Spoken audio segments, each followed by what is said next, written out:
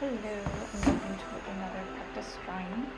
Just doing more proportions and measuring and improving all the while.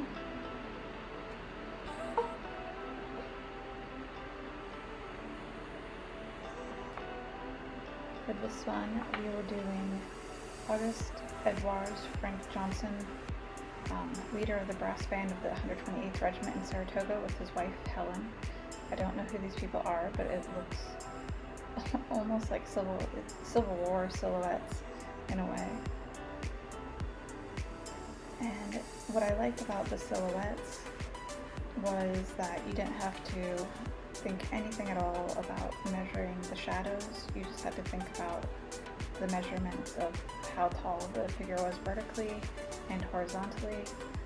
I kind of stretched out her head a little bit horizontally and ended up with a horizontally much bigger lady, but vertically the measurements seemed just fine. What she wanted, Julia Aristides, in her instructional sketchbook, was for to measure how many times does the width go into the height, and especially like how many heads tall is the person.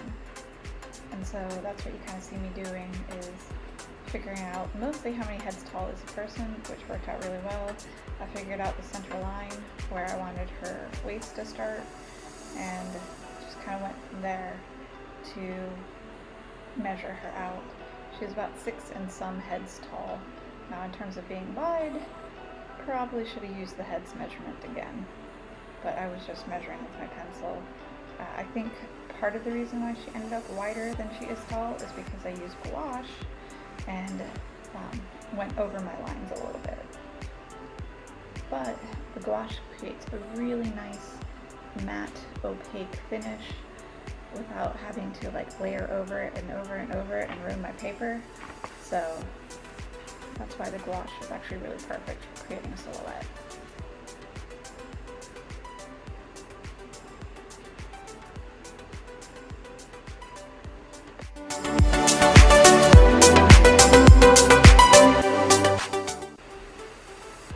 And then here we begin page 64, James Marion Scholl's Ananas Camosus, which means pineapple, from 1919, his watercolor on paper. It's like from the agricultural library. I don't know why she chose this drawing for the measuring for accuracy section of her book. But for watercolor, it's kind of cool looking. I thought he used colored pencil, just the way that the leaves look on this.